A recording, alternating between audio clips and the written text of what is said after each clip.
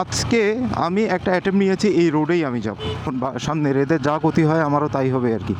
Hello dear viewers, আসসালামু আলাইকুম। This is Mohammad Arif Soleman. Welcome to my channel Mass Rider. আশা করি আপনারা সবাই ভালো আছেন।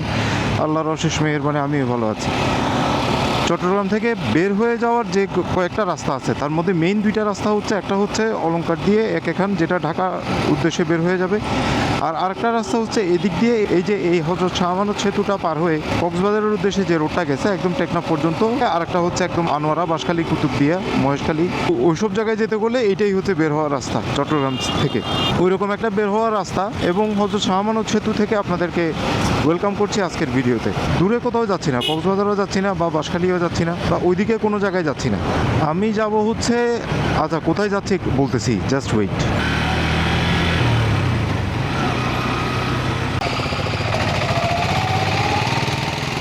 ডিয়ার ভিউয়ার্স, আমি জাস্ট কর্ণফুলী নদীটা পার হইলাম, অর্থাৎ হযরত শাহ আমানত ব্রিজটা পার হইলাম।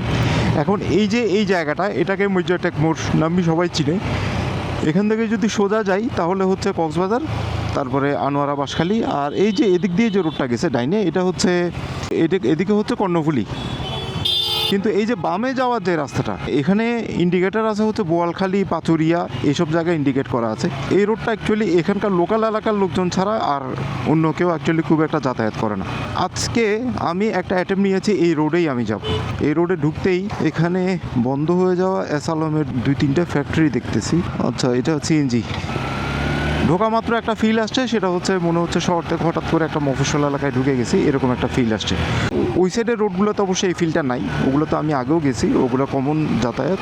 এদিক দিয়ে যাই, দেখি আজকে এই রোড দিয়ে কই যাওয়া যায়, কারণ আমি কখনো এই রোডে যাই নাই বললে ভুল হবে। এই রোড নিয়ে আমার একটা ভিডিও আছে, বাট ওইটা রোড নিয়ে ভিডিও না, ওইটা হচ্ছে আমি এদিক দিয়ে ইয়েতে গেছিলাম, এই যে শিকলবাহাই তো, হ্যাঁ, এদিক দিয়ে গেছিলাম অল্প কদ্দূর। এখানে একটা ইন্ডিকেটর দেখলাম, পাচুরিয়া 7 কিলোমিটার। তার মানে এদিকে রাস্তাটা, আচ্ছা যাই আজকে এই রোডটা এক্সপ্লোর করি।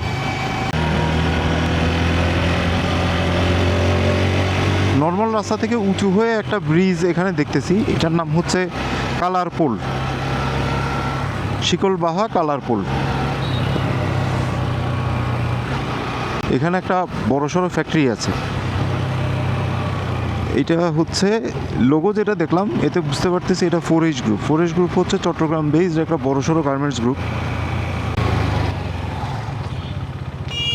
সোজা যেহেতু কোনো পিচ ঢালা রোড নাই, এমনি সিমেন্ট ঢালাই রোড, তার মানে ওটা হয়তো লোকাল এলাকায় বেশি দূর যাওয়া যাবে না। মেইন রোড এটাই বোঝাই যাচ্ছে।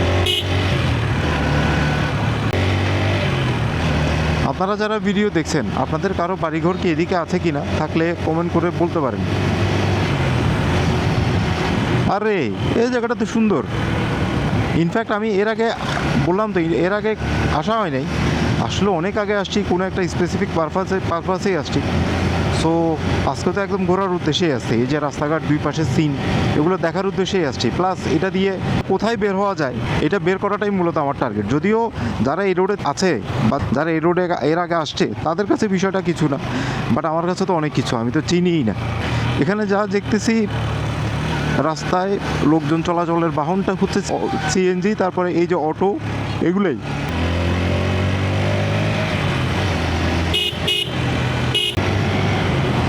এখানে রাস্তার এই পাশে মোটামুটি খোলা খালি জায়গাগুলোতে ধানের জমি। এই দিক দিয়ে বামে গেলে ওয়েস্টার্ন মেরিন শিপইয়ার্ড, বাংলাদেশের যে শিপ তৈরি করে একটা বড়সড় কোম্পানি ওয়েস্টার্ন মেরিন শিপইয়ার্ড, আর হচ্ছে শিকলবাহা বিদ্যুৎ কেন্দ্র। আমি এখানেই গেছিলাম এর আগে, সেজন্য এখানে আর যাচ্ছি না, এখন সোজা চলে যাব। এখানে ওই শিকলবাহা বিদ্যুৎ কেন্দ্র পরে আর কিছু নেই, আবার ওই যে কর্ণফুলী নদী। এদিকে তো ভালোই তো লাগতেছে, দুই পাশে জমিন, বাড়িঘরও আছে কিছু, মাঝখান দিয়ে রাস্তাও ভালো।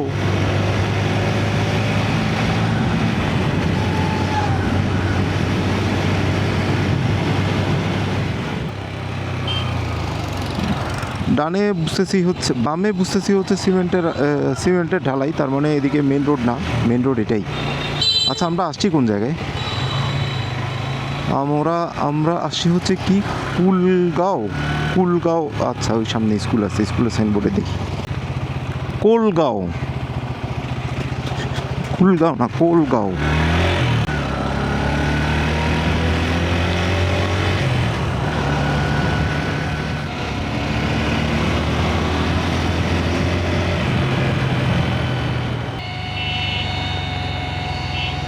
এটা একটু আমার কাছে ইয়া লাগলো, গরিবি মার্কেট, কাছারি পুকুর পাড়, নলান্দা, পটিয়া।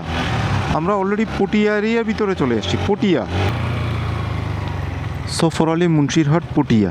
আমরা যারা চট্টগ্রাম কক্সবাজার রোডে যাই তখন আমরা যে পটিয়াকে দেখি ওইটা তো হচ্ছে জাস্ট মেইন রোড। পটিয়া তো অনেক বিস্তৃত এলাকা, আমরা তো আর আশেপাশে ঢুকে দেখি নাই কখনো।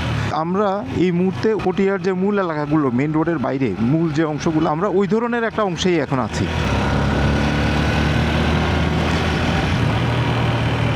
বিস্তৃত জমি, বিস্তৃত জমি।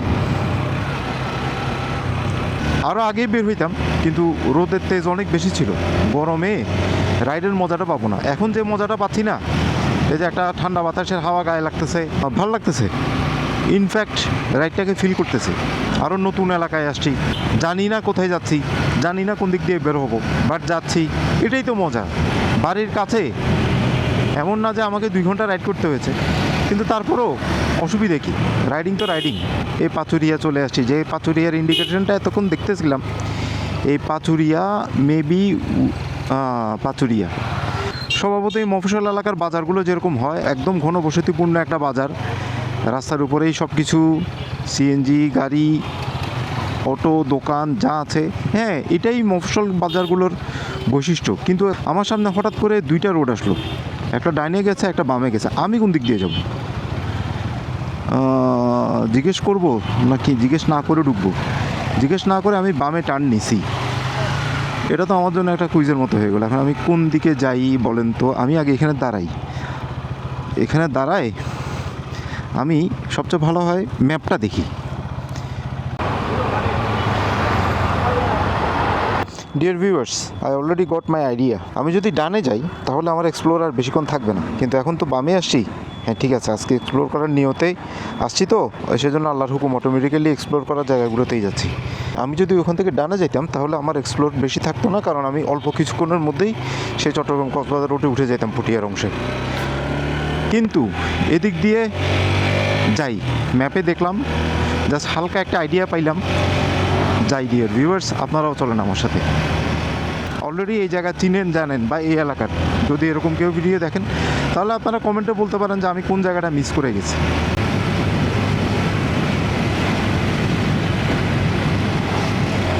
এখানে খালি জায়গা বেশি, একটু দূরে দূরে মনে হচ্ছে কিছু ইন্ডাস্ট্রি দেখছি, মানে নিয়মিত গ্যাপে কিছু ইন্ডাস্ট্রি দেখতেছি, আর খালি জায়গাও বেশি।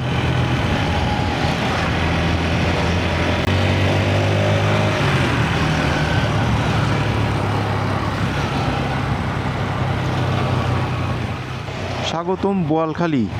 আমরা কিন্তু পটিয়া শেষ করে, পটিয়া সীমানা শেষ করে, এই যে যা বুঝলাম, এই যে এখানে যে ব্রিজটা পার হইলাম এটাই সীমানা। এর আগে পর্যন্ত পটিয়া, এখন বোয়ালখালীতে আছে। এদিকে জনবহুল এলাকা, একদম ঘিঞ্জি এলাকা নাই, এরকম এরকম লাইট ওয়েট এলাকাটা বেশ ভালো। এই এলাকাগুলো আরাম লাগে, আর রাস্তা ভালো, দেখছেন, খেয়াল করছেন, রাস্তা কিন্তু ভালো, সেজন্য রাইড করতেও ভালো লাগতেছে। সুন্দর না এরিয়াগুলা?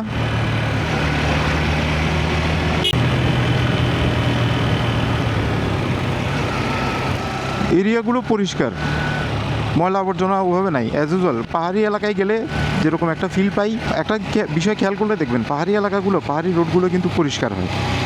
ওখানে একদম ডাস্টবিন, ময়লা আবর্জনা এই ধরনের কোনো ইস্যু কম থাকে না। তো এই যে দূর পর্যন্ত চালাই আসলাম, ওইরকমই একটা ফিল পাচ্ছি আর কি, যদিও পাহাড়ি এলাকা না। আমরা আবারও একটা বাজারে আসলাম, এটা হচ্ছে সাতপুরা চৌমনি। বেশ বেশ ফ্রেশ তরতাজা তরকারি দেখা যাচ্ছে এইখানে, বুঝাই যাচ্ছে বড় সড়ো বাজার, নাহলে এত অনেকগুলো দোকান এবং রাস্তার পাশেই, এখানে কোনো স্ট্রাকচার্ড কোনো মার্কেট না। এখানে ওই কর্ণফুলী নদীর কাছে তো, সেজন্য অনেকগুলো এরকম শাখা প্রশাখা বের হয়েছে, খাল হিসেবে যেগুলো আমরা বলি। ডিয়ার ভিউয়ার্স, এই যে সিনারিওটা দেখেন আর কমেন্টে বলেন যে এরিয়াটা কেমন, কি সুন্দর লাগতেছে, তাই না? এখন কোন দিকে যাবো ডিয়ার ভিউয়ার্স? এখান থেকে 4 রাস্তার মোড়। এখন জিজ্ঞেস না করেই তো সব জায়গায় আসতেছি, বুঝতেছি না কোন দিকে যাব। আচ্ছা, মনে হয় চিনছি, সোজাই যাই। আসার পথে এই যে 4 রাস্তার মোড় থেকে ডানে যে রোডটা গেছে, সম্ভবত এদিক দিয়ে গেলে একটা পাহাড়ি এলাকা আছে, কি জানি নাম ভুলে গেছি। আচ্ছা, একটা এরিয়াতে আসছি, একটা এরিয়াতে এসে আবার বেরো হয়ে যাচ্ছি।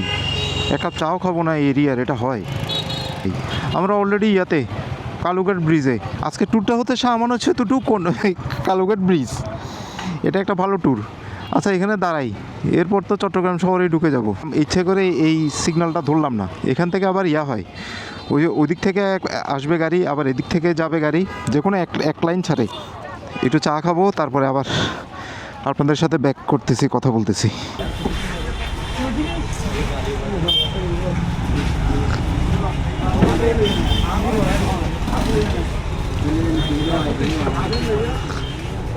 ডিয়ার ভিউয়ার্স, এখানে এসে একটা নতুন অভিজ্ঞতার সম্মুখীন হইলাম। সেটা হচ্ছে, তখন তো আমি এখানে দাঁড়াইছি, ঠিক আছে, চা খাবো, চা খাওয়াইলাম। তো পরে দেখলাম যে এদিকে রাস্তাঘাট, এই যে এখানে সব সিরিয়াল দিচ্ছে, তার মানে ওই দিক থেকে গাড়িগুলো ছাড়বে, ওগুলো আসবে, ওগুলো আসা শেষ হইলে ওইদিকে রাস্তা বন্ধ করে এগুলো ছাড়বে। কিন্তু বাইকের ক্ষেত্রে বিষয়টা দেখলাম, ওই যে রং সাইড দিয়ে, ওই সাইড দিয়ে বাইকগুলো সমানে পার হচ্ছে, ওদের জন্য কোনো সিগন্যাল নাই। অনেকগুলো বাইক চলে গেছে। আপনারা যারা এদিকে আসবেন, তারা এদিক থেকে এসে এই যে বাম সাইডের লাইনে আসবেন না, বাম সাইডের লাইনে দাঁড়াবেনও না, ওয়েটও করবেন না। যদি দাঁড়াইতেও হয়, ওই যে ডান সাইডে রং সাইডে গিয়ে ওখানে দোকানপাটের সামনে দাঁড়াবেন, তাহলে শেষ করে ওই দিক দিয়ে উঠে যেতে পারবেন। কারণ বাইকগুলো দেখি সমানে উঠতেছে, ওদের জন্য কোনো ইস্যু না।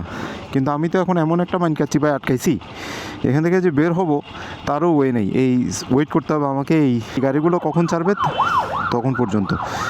ডিয়ার ভিউয়ার্স, এখন একটা শর্টকাট না, মানে সামনে যাওয়ার আর কোনো রাস্তা পাচ্ছি না, এদিক দিয়ে যেতে হবে আমাকে।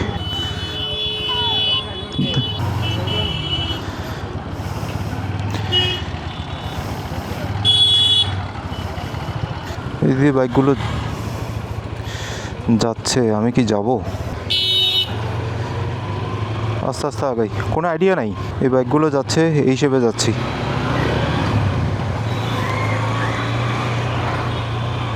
ওরা কোথায় গেল এত টান দিয়ে? এই অবস্থা কি যাইতে পারবো? ওরে আল্লাহ, কি একটা অবস্থা! কালুঘাট ব্রিজে এখন সামনে এদের যা গতি হয় আমারও তাই হবে আর কি। কি এক মাপা রাস্তায় চলতেছি রে! অলরেডি কর্ণফুলী নদীর মাঝামাঝি। ডিয়ার ভিউয়ার্স, আশেপাশে যে একটু দেখবো ওই উপায়ও নাই। কেমন ওটা লাগে। এই যে দেখেন, একটু করে দেখাচ্ছে কর্ণফুলী নদী।